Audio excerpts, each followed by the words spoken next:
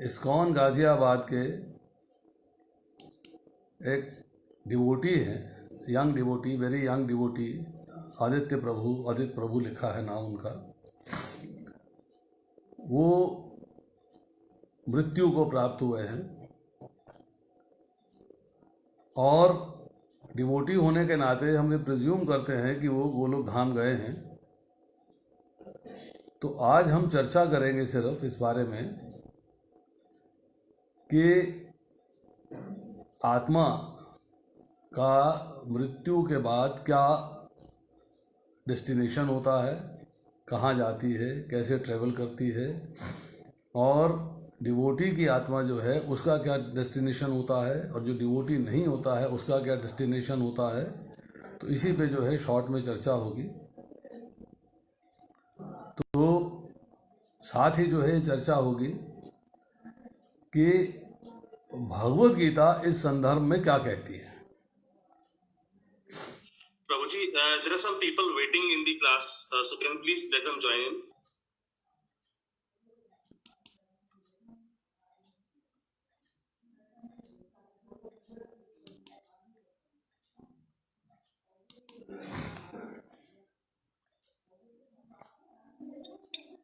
Prabhuji, you can make me the host, then I will do that work. So you can continue to give the lectures.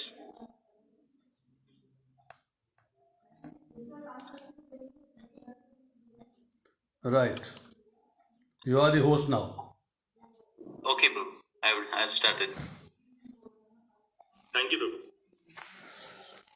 Mahabharat के युद्ध के अंदर एक स्थिति arise हुई जब अर्जुन में शोक के लक्षण प्रकट हुए थे। अर्जुन में शोक के लक्षण प्रकट हुए थे। दोनों तरफ संबंधियों को देखा उसने युद्ध भूमि के अंदर, अपनी तरफ भी और अपने सामने की तरफ भी, और उसे लगा कि इन सब की जो है सब के सब जो है मृत्यु को प्राप्त होंगे। अब अर्जुन जो है भगवान कृष्ण से कहता है, क्योंकि उसको कुटुंब के प्रति मोह हो गया, कौटुंबिक मोह हो गया। तो अर्जुन जो है भगवान से कहता है, दृष्ट्वा इमं स्वजनं कृष्ण युत्सं समुपस्थितं सीदन्ति मम गात्राणि मुखं च परिशिष्यति। इसके अगले ही श्लोक में फिर कहा जा रहा है, वेपथु च शरीरे में रोम हर्ष च जायते गांडीवं संसते हस्ता त्वक्ष एव प्रदहते दे। और तीसवें श्लोक में कहा जा रहा है, न च शक्नोमि अवस्थातुं भ्रमति इव च मे मनः निमितानि च पश्यामि विपरीतानि केशव। ये तीन श्लोक जो है अर्जुन के शोक के लक्षण के बारे में चर्चा है। पहले श्लोक में अर्जुन ने कहा, हे कृष्ण, इस प्रकार युद्ध की इच्छा रखने वाले अपने मित्रों तथा संबंधियों को अपने समक्ष उपस्थित देखकर मेरे शरीर के अंग कांप रहे हैं, मेरा मुख सूखा जा रहा है, मेरा सारा शरीर कांप रहा है, मेरे रोंगटे खड़े हो रहे हैं, मेरा गांडीव धनुष मेरे हाथ से सरक रहा है, मेरी त्वचा जल रही है, मैं यहाँ अब और अधिक खड़ा होने में असमर्थ हूँ, मैं अपने को भूल रहा हूँ, मेरा सिर चकरा रहा है। हे कृष्ण, मुझे तो केवल अमंगल के ही कारण दिखाई दे रहे हैं। ऐसे शोक के लक्षण हर उस व्यक्ति में प्रकट होते हैं आज भी जो कि शोक की स्थिति में है। कोई परिवार का क्लोज जो है आपका बहुत नज़दीकी है, वो मृत्यु को प्राप्त हो जाता है, कोई दुख भरी खबर आ जाती है, कोई दुख भरा घटना हो जाती है। तो किसी भी स्थिति के अंदर जो है शोक के जो लक्षण तब प्रकट हो रहे थे वही लक्षण आज की तारीख में प्रकट होते हैं। 2 कम हो सकते हैं, 2 ज़्यादा हो सकते हैं, 3 कम हो सकते हैं, 3 ज़्यादा हो सकते हैं, ये अलग बात है, परंतु शोक के लक्षण वही है। मैं एज ए डॉक्टर कई बार बुलाया गया घरों में मरीज देखने के लिए कि मृत्यु हो गई है, बेटी को प्रॉब्लम हो गया है, मृत्यु हो गई है, बेटे को प्रॉब्लम हो गया, मृत्यु हो गई है, पत्नी को प्रॉब्लम हो गई है।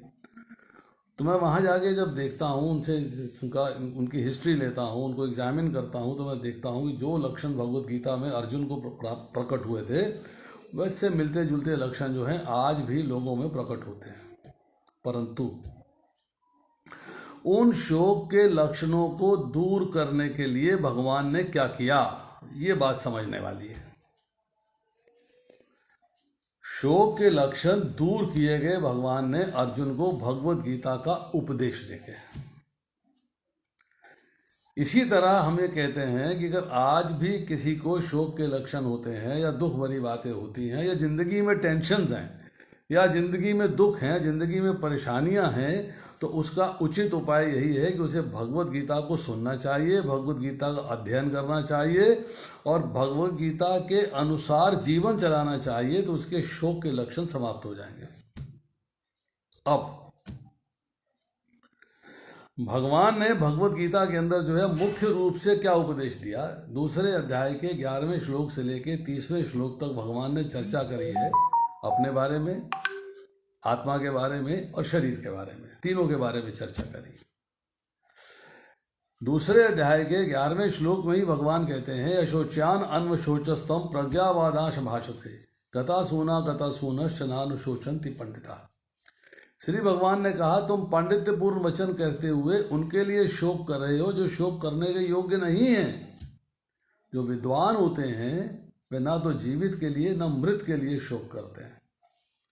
देखिए, उन्होंने, भगवान ने कितनी सुंदर बात कही है। अर्जुन को पहले तो फटकार लगाई है कि भाई तुम बड़ी पंडिताई की बातें कर रहे हो, जैसे बड़े बुद्धिमान हो, और बात क्या कह रहे हो, शोक प्रकट कर रहे हो। किन के लिए कर रहे हो?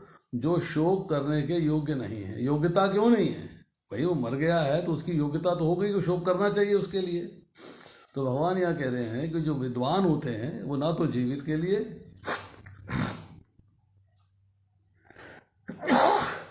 और ना ही मृत के लिए शोक करते हैं।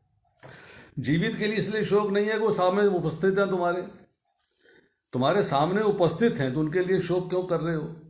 और जो मर गए हैं उनके लिए ये समझो कि वो कौन मरा है, शरीर मरा है या आत्मा मरी है, इसी की चर्चा आगे जाके होती है। तो उनके लिए शोक करने की आवश्यकता नहीं है, क्योंकि आत्मा जो है अमर है। इसी के लिए भगवान ने कहा, न जायते म्रियते व कदाचन नायम भूत्वा भविता व न भूय अजो नित्य शाश्वतो अयम पुराणे न हन्यते हन्यमाने शरीरे। आत्मा के लिए किसी भी काल में न तो जन्म है न मृत्यु, वह न कभी जन्मा है न जन्म लेता है न जन्म लेगा। वह अजन्मा है, नित्य है, शाश्वत है और पुरातन है। मतलब आत्मा के बारे में भगवान ने मुख्य रूप से बहुत सारी चर्चाएं हुई इसके अंदर, परंतु इस श्लोक के अंदर जो है चर्चा हो रही है कि आत्मा जो है कभी भी मरता नहीं है न जन्म लेता है। वो भगवान से प्रकट हुआ है, जन्म नहीं हुआ है। वह न कभी जन्मा है न जन्म लेता है न जन्म लेगा। ये पास्ट की बात भी बोली है, प्रेजेंट की बात भी बोली है और फ्यूचर की बात भी बोली है। इसके बाद भगवान कहते हैं आत्मा अजन्मा है, अर्थात उसका जन्म नहीं होता, नित्य है, हमेशा हमेशा रहता है, शाश्वत है, अर्थात था है और रहेगा, पुरातन है, मतलब उससे पुरानी कोई चीज़ नहीं है, और शरीर के मारे जाने पर भी आत्मा नहीं मारा जाता। अब भगवान ने इसी के अंदर एक श्लोक और कहा, बड़ा इंपॉर्टेंट, वांसांसि जीर्णानि यथा विहाय नवानि गृह्णाति नरो परानि तथा शरीरानि विहाय जीर्णानि अन्यानि संयाति नवानि देहि। जिस प्रकार मनुष्य पुराने वस्त्रों को त्याग कर नए वस्त्र धारण करता है, उसी प्रकार आत्मा पुराने तथा व्यर्थ के शरीरों को त्याग कर नवीन भौतिक शरीर धारण करता है। ये चर्चा उन लोगों के लिए हुई है जो कि सोल के डेस्टिनेशन को प्रॉपरली नहीं समझते हैं और लौट के संसार में आना चाहते हैं। अब पुराने वस्त्रों को, जैसे कि वस्त्र बदलते हो तो नए वस्त्र पहना देते हो, इसी तरह शरीर जो है उसको वस्त्र रूप कहा गया है कि पुराने शरीर को त्याग के नया शरीर धारण करेगा। अब प्रश्न ये है कि मृत्यु के बाद सोल का क्या होता है, चर्चा इस पे आ रही है कि मृत्यु के बाद आत्मा जो है उसका क्या होता है। दो रास्ते हैं। एक रास्ता है कि आत्मा जो है मृत्यु के बाद सीधा भगवान के धाम चली जाए, जैसे कि भगवान ने कहा, न तद्भासते सूर्यो न शशांको न पावकः यद गत्वा हि निवर्तन्ते तद्धाम परमं मम। कि मेरे स्वयं धाम में गया हुआ जीव लौटकर इस संसार में नहीं आता। मतलब जो भगवान के धाम चला जाता है वो लौटकर इस संसार में फिर नहीं आता, ये बात भगवान ने कह दी। मतलब मेरे धाम में गया हुआ जीव। फिर भगवान ने कहा आ ब्रह्म भुवना लोका पुनर्वर्तनो अर्जुन मामुपेत्या तु कौन्तेय पुनर्जन्मना विद्यते।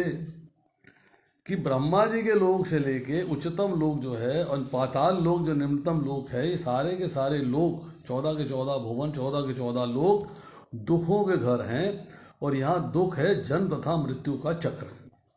किंतु हे कुंती पुत्र, जो मेरे धाम को प्राप्त कर लेता है उसका पुनर्जन्म नहीं होता है। मतलब भगवान के धाम जो चला जाता है उसका पुनर्जन्म नहीं होता है। फिर भगवान ने कहा जन्म बंध विनिर्मुक्ता पदम गच्छन्ति अनामयम। कि जन्म मृत्यु के बंधन से मुक्ति होके जीव जो है जब मेरे धाम में आ जाता है तो उसको सुख ही प्राप्त होता है, दुख की प्राप्ति नहीं होती, क्योंकि मेरे धाम में केवल सुख ही सुख है।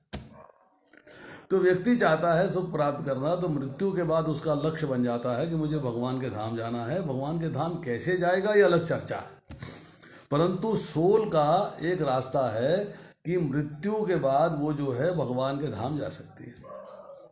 अब अगर उसने ऐसे कर्म नहीं किए हैं कि उसे भगवान का धाम अवेलेबल हो, तो उसका डेस्टिनेशन क्या है, तो उसका रास्ता क्या है? तो उसका रास्ता क्या है? टेक्स रीबर्थ, उसका दोबारा से जन्म होता है। जो पहले बात कही, नवीन भौतिक शरीर धारण करता है। मृत्यु के बाद जो है उसको नवीन शरीर की प्राप्ति होती है, मतलब दोबारा से शरीर मिलता है। अब वो कैसे मिलता है, तो इसकी जो है शॉर्ट में चर्चा कर लेते हैं। आत्मा जो है वो सूक्ष्म है और शरीर जो है वो स्थूल है। पृथ्वी जल अग्नि वायु आकाश, इनसे बना हुआ शरीर जो है दिख रहा है हमको, वो दिखाई दे रहा है, इसलिए स्थूल है। आत्मा जो है भगवान का अंश है। ममय वंशे जीवलोके जीवभूत सनातनी। आत्मा भगवान का शाश्वत अंश है, इसलिए इतना सूक्ष्म है कि वो दिखाई नहीं देता, इन इंद्रियों के चिंतन से परे है। अब मृत्यु हो गई है तो आपने शरीर को जाके क्रीमेट कर दिया है, दाह संस्कार कर दिया है, दाह जला दिया है, गाड़ दिया है, नदी में बहा दिया है। कोई भी तरीका जो अपने अपने कस्टम्स में रिचुअल्स में अडॉप्टेड है उसके अनुसार आपने शरीर का अंतिम क्रिया कर दी। परंतु आत्मा की अंतिम क्रिया नहीं हुई है। आत्मा जो है उसको एक लिंग शरीर की प्राप्ति होती है मृत्यु के बाद। लिंग शरीर होता है जिसे सटल बॉडी कहते हैं, जिसे कि सूक्ष्म शरीर कहते हैं। वो आपके अंगूठे के बराबर होता है। ये अंगूठा जो है आपका, इसके बराबर होता है वो लिंग शरीर, इसके बराबर होता है। अब जो सूक्ष्म तत्व हैं 3, मन बुद्धि और अहंकार, साथ में सूक्ष्म इंद्रियां, साथ में कर्म फल, ये सारे के सारे जो है आत्मा के साथ संलिप्त रहते हैं, जुड़े रहते हैं।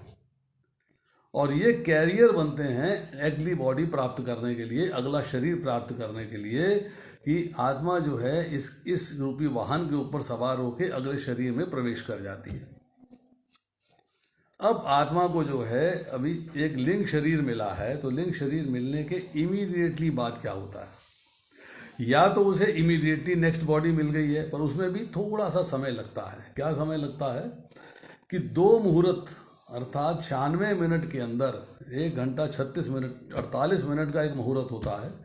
2 मुहूर्त के अंदर आत्मा जो है वो यमलोक जाती है, क्योंकि उसे भगवान के धाम की प्राप्ति नहीं हुई है, वो यमलोक जा रही है। और यमलोक जाने के बाद जब वो वहाँ से उसका फैसला होता है कि इस आत्मा के साथ अब क्या होना है, क्योंकि इसने कोई ऐसा कार्य नहीं किए हैं जो कि धाम जा सके। इसको मेरे रूप में आने के बाद फिर डिसीजन होना है, लेखा जोखा होना है कि इसको आगे क्या मिलना। तो वहाँ जो है यमराज जी के यहाँ चित्रगुप्त डिसाइड करते हैं कि इस आत्मा को अब क्या मिलने वाला है।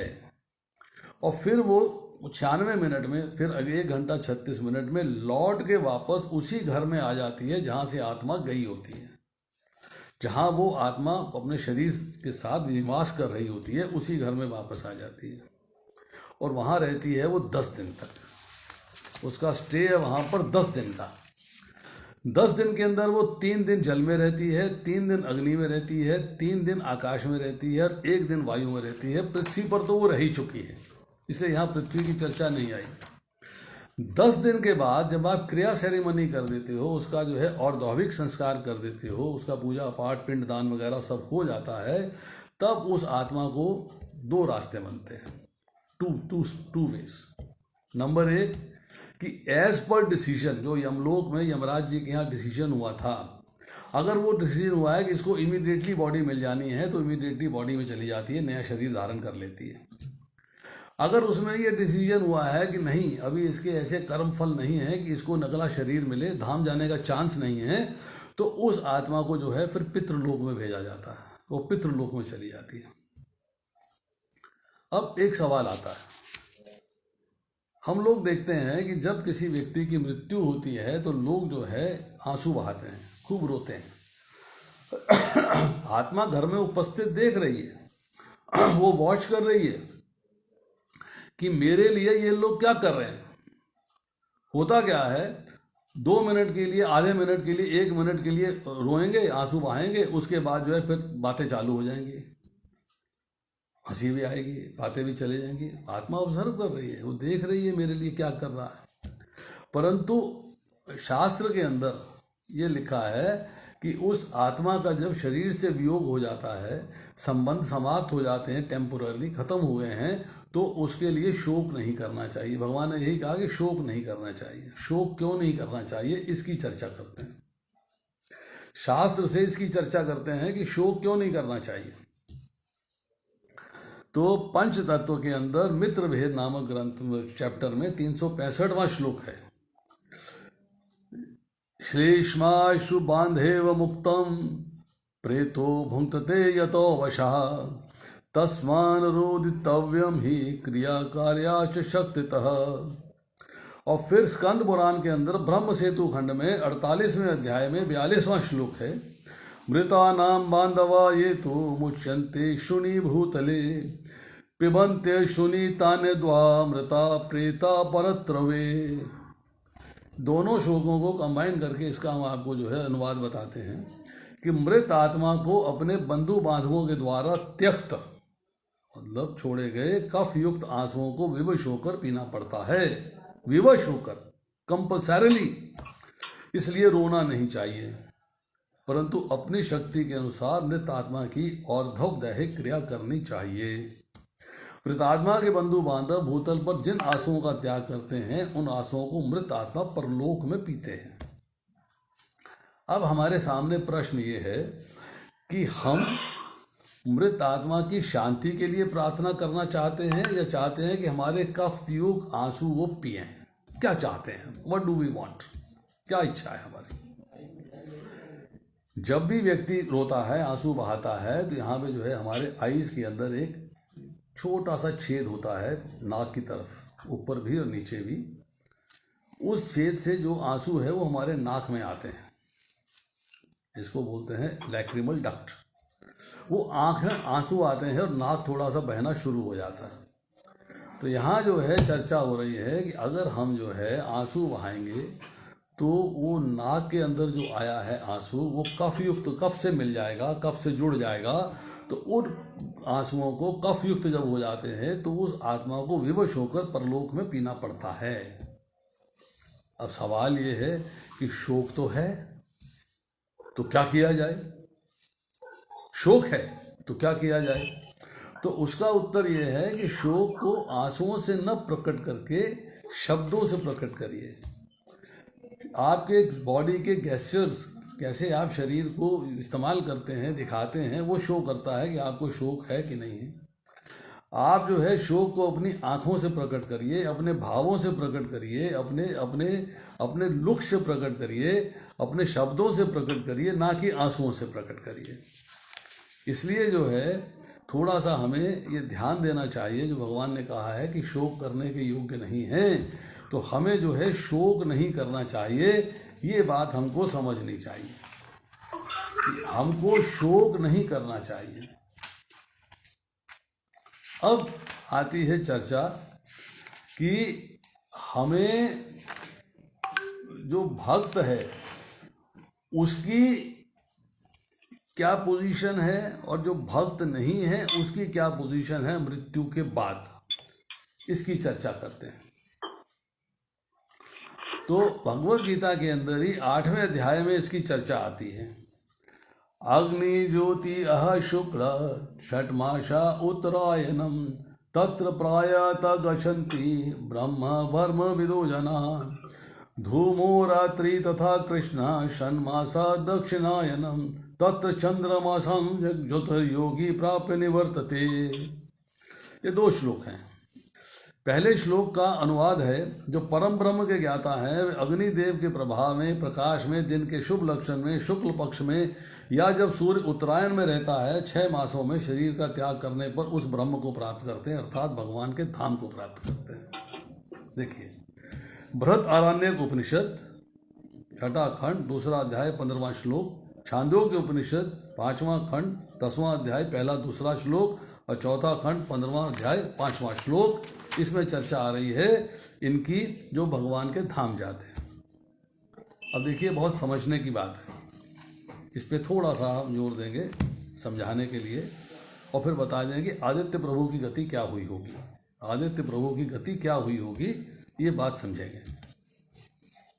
जो परम ब्रह्म के ज्ञाता हैं, परम ब्रह्म मतलब भगवान, जो भगवान की भक्ति में लगे हुए हैं, जो भगवान के ज्ञान को प्राप्त कर चुके हैं, जो भगवान के ज्ञाता हैं, उनकी चर्चा हो रही है। ये उनकी चर्चा हो रही है, ये उन लोगों की चर्चा हो रही है कि भगवान ने कहा, हे भरत श्रेष्ठ, अब मैं तुम्हें विभिन्न कालों को बताऊंगा जिनमें इस संसार से प्रयाण करने के बाद योगी पुनः आता है अथवा नहीं आता। योगी मतलब जिसने अपने आप को भगवान से जोड़ लिया है। तो यहाँ आदित्य प्रभु की बात आती है, तो आदित्य प्रभु ने अपने आप को भगवान से जोड़ा है सेवा के द्वारा, जैसे अभी प्रभु जी ने बताया, सेवा के द्वारा, भगवान के नाम जप के द्वारा, स्वाध्याय के द्वारा, मतलब बुक डिस्ट्रीब्यूशन किया है, भगवान के नाम का प्रचार किया है, मतलब इन सारे माध्यमों से उसने अपने आप को भगवान से जोड़ा है। अब अग्निदेव के प्रभाव में अर्ची, अर्ची का मतलब है अग्निदेव के प्रभाव में दिन में और शुक्ल पक्ष में जब सूर्य उत्तरायण में रहता है, ये 5-6 कंडीशंस बताई। अब कई बार ये प्रश्न आता है कि भाई उत्तरायण में तो सूर्य है पर मृत्यु रात्रि में हो गई है, यहाँ दिन की बात हो रही है, तो क्या होगा, क्या होगा। यहाँ जो है शुक्ल पक्ष की बात हो रही है, उसकी मृत्यु कृष्ण पक्ष में हो गई है। अब कृष्ण पक्ष में कॉम्बिनेशन है, दक्षिणायन था, दिन था, रात थी, क्या हुआ क्या नहीं हुआ। उत्तरायण में था तो दिन था, दिन कौन सा था, दिन का समय था या रात का समय था, कृष्ण पक्ष था या शुक्ल पक्ष था। मतलब ये सारी बातें जो है इनकी जब चर्चा हो रही है तो प्रश्न ये उठता है कि भाई इनका जो है कैसे समझा जाएगा, इसको कैसे माना जाएगा कि उसकी जो है डेस्टिनेशन क्या हुआ है, वो कहाँ गया है, कैसे गया है। तो यहाँ ये बात समझने वाली है कि जब हम कई बार चर्चा करते हैं कि 33 करोड़ देवी देवता हैं, हम कहते हैं क्या करते हैं 33 करोड़, भाई क्या काम है उनका, क्या काम है। तो यहाँ ये समझना है, जो हम बार बार चर्चा करते हैं कि भगवान कृष्ण ने पद्म पुराण में ये कहा कि मैं गोपियों के साथ रास करता हूँ, ये राधा जी मेरी परम प्रिय प्रीतमा है और मैं कोई कार्य नहीं करता। जब कार्य नहीं करता तो भाई सृष्टि कौन चला रहा है, तुम नहीं चला रहे क्या, आप नहीं चला रहे, कौन कर रहा है। तो भगवान कहते हैं कि सारे कार्य मेरे विस्तारों के द्वारा होते हैं, मेरे विस्तारों के द्वारा। वासुदेव मुख्य विस्तार है जिनके साथ फर्दर एक्सपेंशंस होती हैं, एक्सपेंशन से एक्सपेंशन होती जाती हैं और सारे कार्य होते हैं। मतलब भगवान ने अपने सारे कार्यों के लिए अलग अलग देवताओं को नॉमिनेट किया हुआ, ये आपको कार्य करने हैं, आपका ये कार्य है, आपका ये कार्य है। अब उन कार्यों के अंदर चर्चा आती है कि भगवान ने कहा है कि हर क्षण, हर पल, हर सेकंड, हर निमेष, हर त्रुटिका, हर वेधा, मतलब जो समय के सूक्ष्म से सूक्ष्म तत्व हैं, उस हर तत्व के लिए एक देवता नियत है। There's one devotee, one demigod for that, एक देवता उसके लिए नियत है। वो देवता नियत है। और जब ऊपर उठ के आते हैं तो देखते हैं दिन आ गया, तो दिन का देवता अलग है, रात्रि का देवता अलग है। दिन में 4 प्रहर हैं, उनके देवता अलग है, रात्रि के 4 प्रहर हैं, उनके देवता अलग हैं। हर प्रहर के अंदर जो है कितने मिनट हैं, कितने घंटे हैं, कितने सेकंड हैं, अर्थात कितने पल हैं, कितने क्षण हैं, कितने निमेश हैं, कितना क्या कुछ, हर एक का देवता अलग है। हर एक का देवता अलग है, ये बात समझने वाली है। अब कृष्ण पक्ष का देवता अलग है, शुक्ल पक्ष का देवता अलग है, रात्रि का देवता अलग है, दिन का देवता अलग है। मौसम, ग्रीष्म का देवता अलग है, पतझड़ का देवता अलग है, शीत का देवता अलग है, हेमंत का देवता अलग है, हर एक का देवता अलग है, वर्षा का देवता अलग है। फिर दक्षिणायन का देवता अलग है, उत्तरायण का देवता अलग है। मतलब हर एक का देवता जो है अलग अलग है, उसकी अलग अलग जिम्मेदारियां हैं। अब देखिए, मुझे आप एक प्रश्न का उत्तर दीजिएगा, इनमें से जिसको मालूम हो कि आदित्य प्रभु है, उनकी मृत्यु रात्रि में हुई या दिन में हुई? कौन बताएगा? एनीबडी? अभिराम प्रभु, विदुरप्रिय प्रभु, लक्ष्मी नारायण प्रभु? हाँ जी, प्रभु जी रात को 12:30 बजे रात को हुई। अब रात्रि की अगर मृत्यु होती है तो उसके अनुसार जो है, हम जो 25वां श्लोक पढ़ते हैं कि जो योगी धुएं रात्रि कृष्ण पक्ष में या सूर्य के दक्षिणायन होने पर दिवंगत होता है, वह चंद्रलोक को जाता है और किंतु वहां से पुनः पृथ्वी पर चला आता है। इसका मतलब ये है कि उसको जो है अल्टीमेटली चंद्रलोक जाके लौट कर आना है। फंस गए ना बात? क्योंकि मृत्यु रात्रि में हुई है, दिन में तो हुई नहीं। दिन में मृत्यु नहीं हुई है, मृत्यु हुई है रात्रि में। इसका मतलब है मामला गड़बड़ हो गया। नहीं, मामला गड़बड़ नहीं हुआ। क्यों?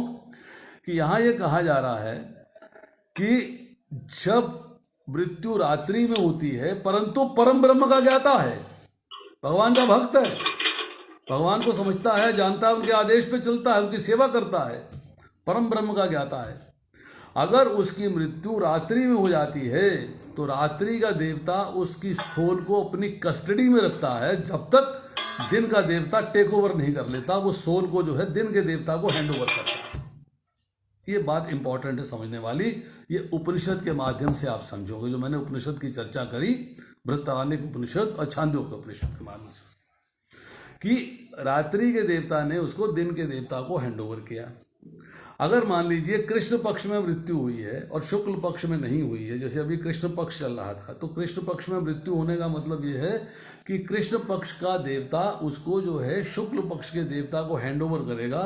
तब तक सोल जो है कृष्ण पक्ष के देवता की कस्टडी में रहेगी, उसके पास रहेगी, और वो सोल को ट्रांसफर करेगा शुक्ल पक्ष के देवता को, कंसिडरिंग कि ये भक्त है, ये परम ब्रह्म का ज्ञाता है, इसको मैं अपनी कस्टडी में नहीं रख सकता, बस आपके लिए रख रहा हूं। अब उसकी मृत्यु जो है उत्तरायण में होती है। वेल अगर मान लो दक्षिणायन में हो जाती है तो दक्षिणायन का देवता उसको अपनी कस्टडी में रखता है, उत्तरायण के देवता को हैंड ओवर करने के लिए हैंड ओवर करता है उसको। इसी तरह जो योगी धुएं रात्रि कृष्ण पक्ष में या सूर्य के दक्षिणायन रहने पर 6 महीनों में दिवंगत होता है, वह चंद्रलोक को जाता है, किंतु वहां से पुनः पृथ्वी पर चला आता है। तो धूम मतलब धुआं मीन्स अंधकार। अंधकार मतलब जिसको भगवान का ज्ञान नहीं है, जो भौतिक संसार के भोग विलास में लिप्त है, उस व्यक्ति की चर्चा हो रही है।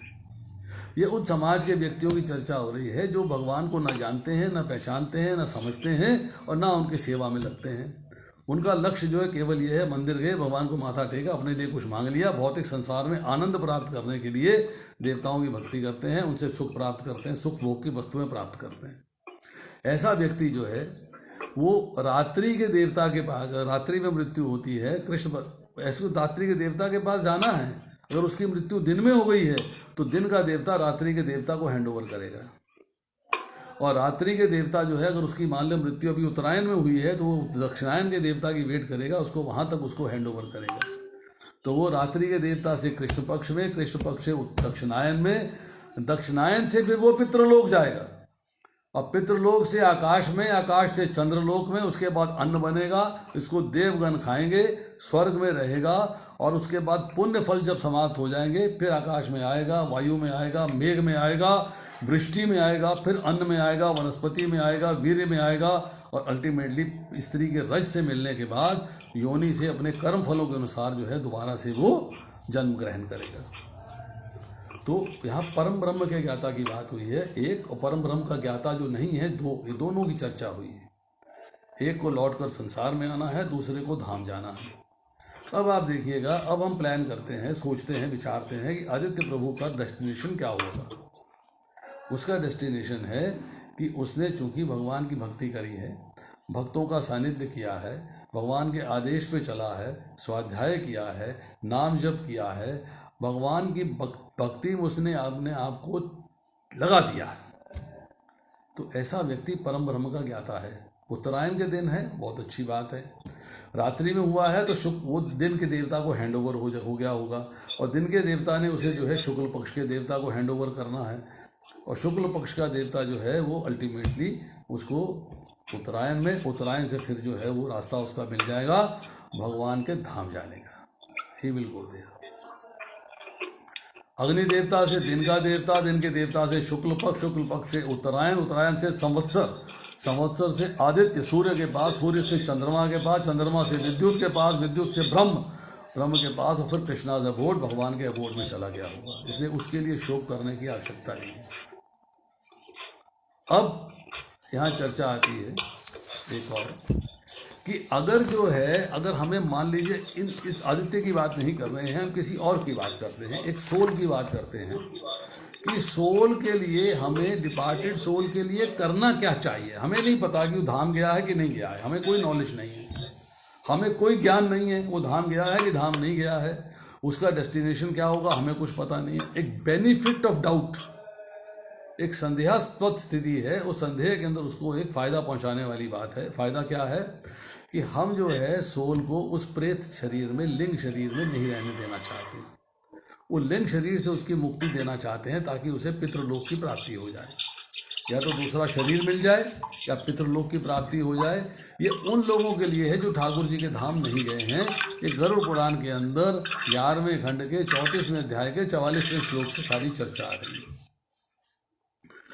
सोल जो है वो लिंग शरीर में न रहे इस पृथ्वी के ऊपर, पर कंफर्टेबल बॉडी मिल जाए पितृलोक के अंदर, उसके लिए उसके जो अशौच का पीरियड होता है, जो 10 दिन का समय होता है, उसके अंदर जो है उसको पिंडदान दिया जाता है, जो कि तिल से, काले तिल से बनता है, जल से बनता है, और चावलों से बनता है, और घी से बनता है, शहद से बनता है। उसकी जब ऑफरिंग देते हैं, 10 दिन में 10 ऑफरिंग देनी है उसको, 10 दिन में 10 ऑफरिंग देनी है। पहली ऑफरिंग देंगे पहले दिन में तो सर की प्राप्ति होगी, दूसरे दिन की ऑफरिंग में आंखें बनेगी, कान बनेंगे और नाक बनेंगे, तीसरे दिन की ऑफरिंग से चीख बनेंगे, मुख बनेगा और गर्दन बनेगी, चौथे दिन की ऑफरिंग से मतलब पिंडदान देंगे जब, तो हृदय बनेगा, दोनों साइड्स बनेगी, पेट बनेगा और सेक्सुअल ऑर्गन्स बनेंगे। प्लीज आवाज नहीं करिएगा, माइक अपना ऑफ रखिए। 5वें दिन की ऑफरिंग से कमर बनेगी, पीठ बनेगी और भुजाएं बनेगी। 6ठे दिन की ऑफरिंग से जंघाएं बनेगी। 7वें दिन की ऑफरिंग से टखने बनेंगे। 8वें दिन की ऑफरिंग से पिंडलियां बनेंगी। 9वें दिन की ऑफरिंग से पैर बनेंगे, और 10वें दिन की ऑफरिंग से प्यास और भूख बनेगी। कंप्लीट शरीर की प्राप्ति होगी, और शरीर प्राप्त करके वो जो है पितृलोक में चला जाएगा। वेटिंग हॉल है पितृलोक, जहाँ पे कि आत्माएं वेट करती हैं कि हमें अगला शरीर कब प्राप्त होगा, हमें नेक्स्ट बॉडी कब प्राप्त होने वाली है। रोज़मर्रा जो है उस मृत आत्मा के लिए आपको जल का अर्पण करना है, काले तिल डाल के जल को जो है रखना है, उसको पीपल में डाल देना है, और 11वें दिन में जो है आपने शुद्धता की सेरेमनी करनी है। उसके बाद जो है उसको एक नए शरीर की प्राप्ति होगी। अब इसमें जो है ये देखना है कि अशौच, जिसे सूतक कहते हैं, पातक कहते हैं, जिसमें डिफरेंट वर्ड्स यूज होते हैं, उसमें ब्राह्मणों के लिए 10 दिन का समय है, क्षत्रियों के लिए 12 दिन का समय है, वैश्यों के लिए 15 दिन का समय है, और शूद्रों के लिए 30 दिन का समय है। अगर किसी के रिश्ते के अंदर कोई ब्राह्मण है पर डिस्टेंट रिलेशन है, तो उसके लिए 3 दिन का शौच माना जाएगा। अगर किसी ब्राह्मण के पुत्र की मृत्यु हो जाती है तो 10 दिन का, और 10 दिन के अंदर हो जाती है, तो फाता और माता को जो है 10 दिन के लिए अशौच का समय माना जाएगा। अगर बच्चे की मृत्यु हो जाती है 2 साल के अंदर, तो 1 साल का अशौच माना जाएगा। और अगर बच्चा जो है 6 साल के पहले मर जाता है और 6 साल 3 महीने के पहले मर जाता है, तब 3 दिन का शौच माना जाएगा। जो क्लोज रिलेटिव्स होते हैं उनके लिए, और जो इसके लिए जो है सेक्रीफाइस करते हैं, यज्ञ करते हैं, स्टूडेंट्स हैं, रियलाइज सोल्स हैं, जिनको कि फ्यूनरल राइट्स किए हैं, उनको भी अशौच का पालन करना चाहिए।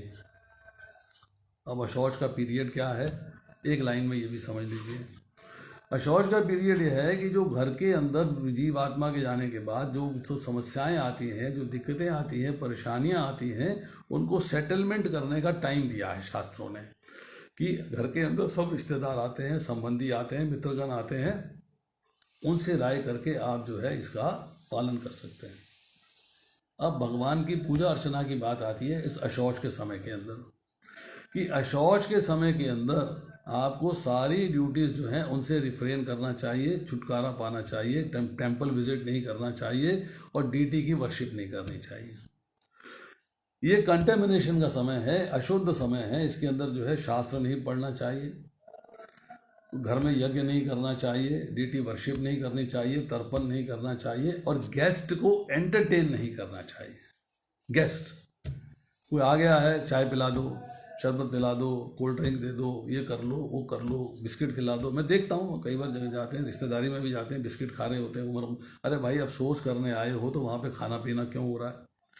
अगर अफसोस करने आया है, उसे कोई दिक्कत होती है तो जल मांग सकता है कि मुझे जल पिला दीजिए, धूप बहुत ही, गर्मी बहुत ही, मुझे प्यास लगी है। परंतु उसकी खातिर नहीं करनी है, खातिर तवज्जो नहीं करनी है उसकी, कि बहुत केयर ली जा रही है उसकी। आपको इस दौरान में मन से पूजा करनी चाहिए, मन से जप करिए, मन से किताबें पढ़िए, मन से आप उनको जो है मन से पूजा करिएगा। और उसके बाद किसी को भी विदा नहीं करना है कि गेट पे छोड़ने जा रहे, अच्छा बाय बाय, नहीं। जो आया है आएगा, आपसे मिलेगा, अफसोस करेगा, चला जाएगा, उसके लिए आपको जो है नहीं करना।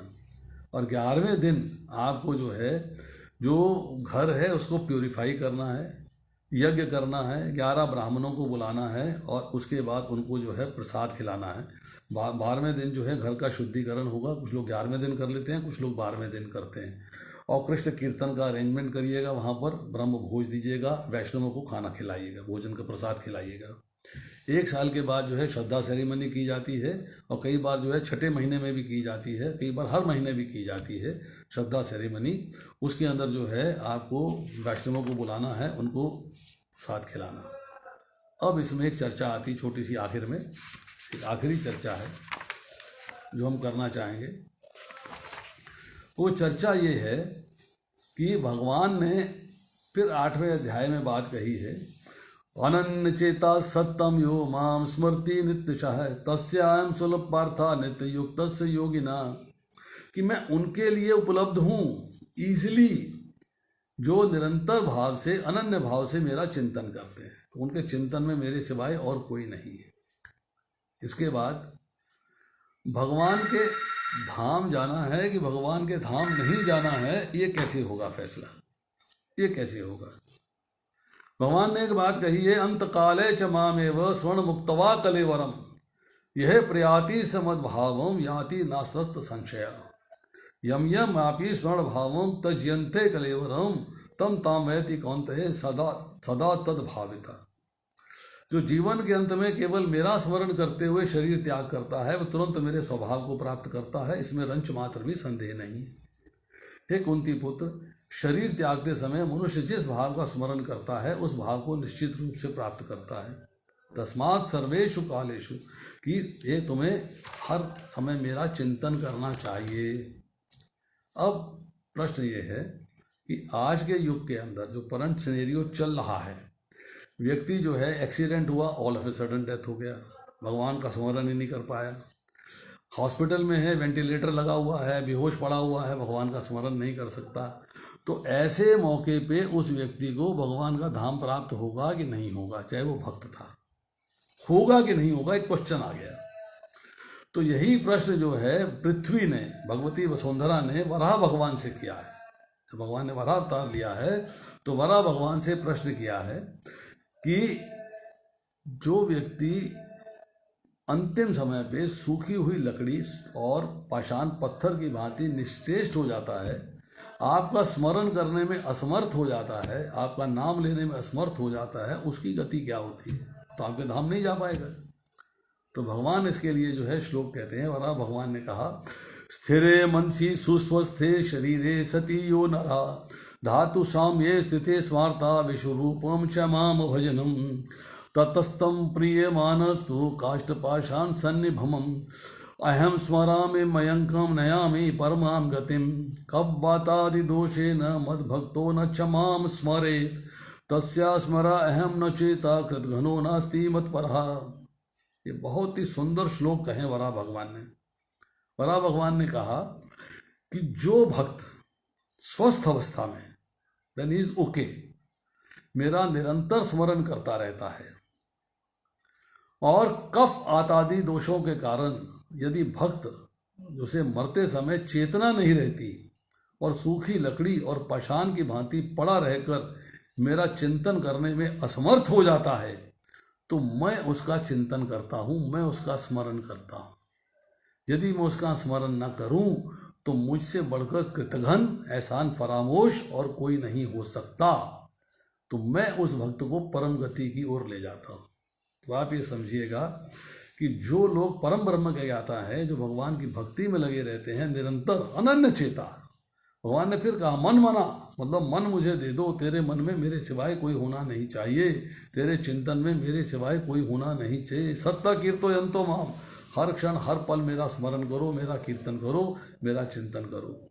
जब वो स्थिति आ जाएगी तो भगवान आपको स्वयं अपना हाथ, आपका हाथ पकड़ के धाम में ले जाएंगे। आपको लौट कर फिर संसार में आने की जरूरत नहीं रहेगी। तो ये जो है बताया है कि भगवान की भक्ति करते हुए अगर आप मृत्यु को प्राप्त होते हो तो आप जो है किस तरह से भगवान के धाम जाते हो, क्या क्या चीज़ें आपको करनी चाहिए और क्या क्या चीज़ें नहीं करनी चाहिए, ये भी मैंने चर्चा करी है। तो आज इतना ही। हम सब लोग जो है आदित्य प्रभु के लिए सब लोग एक स्वर से हरे कृष्ण महामंत्र का उच्चारण करेंगे। हरे कृष्णा कृष्णा कृष्णा हरे हरे, हरे राम राम राम हरे हरे। तो सब लोग जो है भगवान से प्रार्थना करते हैं कि हे ठाकुर जी, आप जो है आदित्य प्रभु को अपने चरणों में स्थान दें। धन्यवाद। कोई पूछना चाहता है तो कुछ पूछ सकता है। Questions are welcome. Hare Krishna प्रभु जी, I just have a question, छोटा सा क्वेश्चन है। अभी हम बात कर रहे थे जो लास्ट में कि वहाँ देव ने जो हमें बोला है, अगर प्रभु जी जो फॉर एग्जांपल किसी की मृत्यु जो है नींद में हो जाती है, लाइक फॉर एग्जांपल नींद में सोते सोते उसको हार्ट अटैक आ जाता है and he is a devotee, क्या वो चीज एप्लीकेबल तब भी है? प्रभु जी आपने ध्यान से नहीं सुना। मैंने कहा कि उसकी कंडीशन कोई भी हो, चाहे सूखे हुए पाषाण, सूखे हुए लकड़ी और पाषाण की भांति निश्चेष्ट है, तो निद्रा में भी वो निश्चेष्ट है। निश्चेष्ट है मतलब चेष्टा नहीं कर सकता स्मरण करने की। तो किसी भी कंडीशन में वो स्मरण करने में असमर्थ है। एक्सीडेंट हो गया, सडनली डेथ हो गई, निद्रा में डेथ हो गई, हॉस्पिटल में डेथ हो गई, मतलब वो स्मरण करने में असमर्थ है। ये मुख्य बात ये है। कंडीशन कोई भी हो, सिचुएशन कोई भी हो, बट कंडीशन, सेकंड कंडीशन क्या अप्लाई करती, डबल स्टार किसमें है कि स्वस्थ अवस्था में निरंतर भगवान का चिंतन किया हो। अब यहाँ एक प्रश्न है जो मैं छोड़ के जाता हूँ आप लोगों के लिए। लोग कहते हैं कि साहब जब करते हैं, ग्रंथ पढ़ते हैं, भगवद गीता पढ़ते हैं, मन नहीं लगता है, मन भटकता रहता है। तो मन जो है आपका क्यों भटकता रहता है, मन आपका भगवान में क्यों नहीं लगता, मन क्यों भटकता रहता है? उल्टी सीधी बातें दिमाग में आती रहती है। मन अभी यहाँ तो अभी अमेरिका भागा, अभी यहाँ तो अभी कॉलेज भागा, अभी यहाँ तो अभी हॉस्पिटल भागा, अभी यहाँ तो अभी यहाँ, मतलब मन भटकता रहता है, उस कार्य में मन नहीं लगता है। ऐसा क्यों होता है? Why it is so, why it is so, number 1। और नंबर 2, इसको छूटने का उपाय क्या है? दूसरी बात ये है, इस पे आप उत्तर सोच के रखिएगा। फिर कभी मुझे गाजियाबाद में मौका मिलेगा बोलने के लिए, तो फिर आपका जो है इस प्रश्न का उत्तर देंगे कि ऐसा क्यों होता है और किसको ये तो रोका बहुत ही कैसे। इंपॉर्टेंट क्वेश्चन है। ये तो हमारे साथ होता ही रहता है। इसका जवाब तो आज तक नहीं मिल पाया। ढूंढिए ना प्रभु जी। इसका उत्तर ढूंढिए। अनन्य चेता, भगवत गीता ध्यान से पढ़िएगा। अनन्य चेता सत्यम यो मां स्मृति नित्यशय, अर्थात अनन्य भाव से, किसी और के प्रति भाव नहीं होना चाहिए, अनन्य भाव, मेरे प्रति भाव। अनन्य चिंतो यंतो मां, अब भगवत गीता में बहुत जगह भगवान ने चर्चा करी है कि अनन्य भाव से मेरा चिंतन करो। तस्मात् सर्वेषु कालेषु, हर काल में मेरा चिंतन करो। मन मना भव मद भक्तो मद्याजी माम नमस्कुरु, जगह जगह भगवान ने कहा है कि तेरे को मन मुझे दे देना है, मन किसी और को नहीं देना। हमारा मन भगवान के सिवाय सब जगह भटकता रहता है। भगवान की चर्चा कर रहे होते हैं, भगवान का जप कर रहे होते हैं, कथा सुन रहे होते हैं, तब भी मन भटक रहा होता है, नहीं होता है। हरिद्वार में कथा चल रही थी गंगा किनारे, जहाँ पे एसी नहीं लगे हुए हैं, पंखे नहीं लगे, कूलर नहीं लगे, पर लोग कथा में इतने मस्त थे कि उन्हें गर्मी महसूस नहीं हो रही थी। गर्मी का मौसम था, गर्मी महसूस नहीं हो रही थी। कथा चलते चलते शाम का समय कथा हो रही थी, सूर्य अस्त हो गए, तो थोड़ा सा छाया का मौसम आ गया, तो ठंडी हवा चली। तो एक जो सुनने वाला था अपने पड़ोस वाले से कहता है, देखो कितनी सुंदर हवा चल रही है, कितनी शांति प्राप्त हुई है कि पसीना सूखना शुरू हो गया है, पसीना आना बंद हो गया है। तो जो साथ व्यक्ति जिससे कही जा रही थी उसने डांट के बोला, तू यहाँ हवा लेने आया है कि कथा सुनने आया है? तेरा मन हवा में है कि तेरा मन कथा में है? क्या चाहता है? जो वक्ता है वो गर्मी में भी बोले जा रहा था, हवा चल रही तब भी बोले जा रहा, उसका मन तो भगवान की कथा में है, और तेरा मन जो है हवा में घुस गया। ये होता है हम लोगों के साथ, ये हम लोगों के साथ होता है। हमारा मन भगवान में न लग के दुनिया भर की दुनियावी बातों में लग जाता है, मन भटकता रहता है। वो क्यों भटकता है, किस लिए भटकता है, कैसे भटकता है, कैसे छुटकारा पाया जाए, ये ज्ञान प्राप्त करना है। इसलिए इसका ज्ञान प्राप्त करिए, और वो जो हमारे मन के अंदर उल्टी सीधी बातें आती हैं वो आनी चाहिए कि नहीं आनी चाहिए, कैसे होगा, इसका उत्तर जो है फिर कभी क्लास होगी, फिर कभी कक्षा लेंगे आपकी, कभी मेरे को भक्तों ने चांस दिया बोलने के लिए, तो फिर आपसे चर्चा करेंगे कि ये ऐसा क्यों होता। अब तब प्रश्न पूछिएगा ये, क्योंकि आज तो 1 घंटा हो गया है, 5 मिनट का सेशन है क्वेश्चन आंसर के लिए। तो आप जो है, यस प्रभु। प्रभु जी मेरा एक प्रश्न है, धन्यवाद मैम। प्रभु जी, कौन बोल रहे हैं प्रभु? अगर हमारे फैमिली में बहुत क्लोज, लेट्स से अपने पेरेंट्स से किसी का अगर देहांत हो जाता है, तो हमें क्या करना चाहिए? आपने कहा शोक नहीं करना चाहिए, क्योंकि समझ में आता है प्रभु जी, मैंने 1 घंटा आपको सारी बात समझाई, यही तो बात समझाई कि क्या करना चाहिए। प्रभु जी अगर आप लेट आए थे क्या? तो शोक आ ही जाती प्रभु जी। मैंने क्या बोला कि शोक नहीं करना चाहिए का मतलब क्या है? शोक होगा, परंतु उस शोक को आपने आंसुओं से प्रकट नहीं करना है। सहानुभूति दीजिए, सांत्वना दीजिए उसको शब्दों से शोक प्रकट करिए। आप ये नहीं है कि सब कुछ छोड़ छाड़ के, अर्जुन तो छोड़ के बैठ रहा था कि मैं कुछ नहीं करूंगा, युद्ध नहीं करूंगा। आपके अंदर जो शोक आ रहा है, किसी परिवार के निकटस्थ की मृत्यु हो जाती है, तो आप उससे शोक प्रेयर करते हैं, शोक प्रकट करते हैं, शब्दों से करते हैं, आंखों से करते हैं, भावों से करते हैं, उससे मिल के करते हैं, परंतु आप आंसू नहीं बहाने। बस ये चर्चा हो रही है। शोक करने के योग्य नहीं है, मतलब आंसू बहाना, वो काम धंधा छोड़ देना, अपना कार्य। अर्जुन तो कार्य छोड़ के बैठ गया था ना। अर्जुन ने कहा मैं युद्ध नहीं करूंगा, वो तो कार्य छोड़ के बैठ गया। तो आपको जो है शोक, ये जो कहा है, शोक प्रकट करना एक अलग बात है, शोक करते रहना एक अलग बात है, शोक करते रह के अपने वर्णाश्रम धर्म का पालन न करना एक अलग बात है। तो अर्जुन तो अपने धर्म का पालन करना छोड़ दिया था, मैं पालन नहीं करूंगा, मैं युद्ध नहीं करूंगा। उसकी स्थिति ये थी ना। आप अपने रोजमर्रा के काम छोड़ दोगे क्या? अगर आपके किसी पड़ोसी की मृत्यु हो जाती है, संबंधी की मृत्यु हो जाती है, तो आपका कार्य क्या है? अब कार्य छोड़ दोगे सारे? नहीं छोड़ोगे ना। अब उसको जाएंगे, मिलेंगे, सहानुभूति प्रकट करेंगे, सांत्वना प्रकट करेंगे, आंखों से दिखाएंगे, हाव भाव से दिखाएंगे, शब्दों से शोक प्रकट करेंगे। भाई बड़ा दुख हुआ, मृत्यु को प्राप्त हो गए, चलो मैं बताओ आपकी कैसे सहायता कर सकता हूँ, कैसे आपका दुख दूर कर सकता हूँ। बहुत अच्छे व्यक्ति थे, आपने शब्दों से उसको प्रकट किया। तो ये नहीं कि उसे गले मिल के आंसू कितने, आधा मिनट बहा लेंगे, 1 मिनट बहा लेंगे, 5 मिनट बहा लेंगे, उसके बाद हंसी खेल चालू हो जाएगा। तो सोल देख रही है, आत्मा देख रही है कि मेरे लिए क्या कर रहे हैं ये लोग, what are they doing for me. तो भगवान ने जो बात कही है कि आंसू नहीं बहाने चाहिए, मुख्य बात थी कि शोक के अंदर आंसुओं की महत्ता क्या है, आंसू बहाने चाहिए कि नहीं बहाने चाहिए। हरे कृष्ण प्रभु जी। प्रभु जी, और ऐसे में घर में जैसे आपने गीता से रिलेटेड कहा, ऐसे गीता पाठ या कुछ पाठ करवा सकते हैं शुरुआत से प्रभु जी, करवाना चाहिए या मतलब वो जो 10 दिन या 13वें दिन आपने कहा उसके बाद ही करवानी चाहिए प्रभु जी? देखिए प्रभु जी, ऐसा है कि शास्त्र में तो कहा गया है कि आपको स्वयं पठन नहीं करना चाहिए, परंतु सुनना चाहिए। आप स्वयं जो है अशौच की स्थिति में हैं तो आप गीता को न पढ़िएगा, पर आप गीता को सुन सकते हैं। जैसे लोग गरुड़ पुराण का पाठ करते हैं, तो शास्त्र है ना, वो भी उसका पाठ सुनते हैं, खुद तो नहीं करते। इसी तरह हमको कई बार इनविटेशन आता है कि मृत्यु हो गई है, आप जो है क्या करें, तो हम कहते हैं भी देखो आपके पास ऑप्शन है, या तो गीता पाठ कर लीजिए 7 दिन, या गरुड़ पुराण कर लीजिए, जो आपकी इच्छा हो कर लीजिए। अभी पिछले 8-9 महीने में मैंने 3-4 सेशन दिए हैं। 3-4 सेशन में मैं उनको रोज शाम को 1 घंटा जो है गरुड़ पुराण की जगह पे जूम पे गीता पठन करता था। 70-80 लोग रिश्तेदार में इकट्ठे हो जाते थे। गरुड़ पुराण करते हैं तो 5-7-10 लोग ही होते हैं, ज़्यादा लोग आते नहीं, तो किसी को लाभ की प्राप्ति नहीं होती।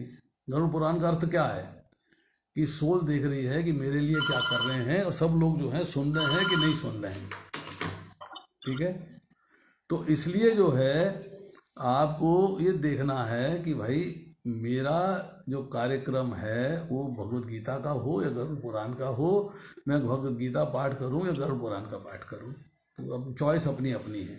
सुन सकते हैं, खुद नहीं पढ़ना है।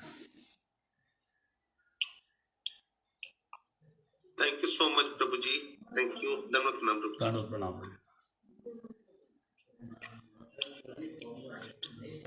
थैंक यू प्रभु जी, आपने बहुत अच्छा से गाइड किया, और मेरे ख्याल से हर व्यक्ति का जो डाउट्स होता है इन सब चीज़ों के प्रति, सोल के डेस्टिनेशंस के प्रति, उसका क्या अगला जन्म होना है या कैसे कहाँ उसका क्या लक्ष्य होना मिलना है, तो मेरे ख्याल से सबको बहुत अच्छा से क्लियर होगा। और इस तरह से हम आदित्य प्रभु का डेस्टिनेशंस भी हमें लगभग पता हो गया कि हाँ प्रभु जी का एक बहुत उच्च डेस्टिनेशन है। प्रभु जी को मैं बहुत बहुत धन्यवाद दूंगा। और एक और हरे कृष्ण महामंत्र का जाप करेंगे हम लोग सामूहिक रूप से प्रभु जी के लिए।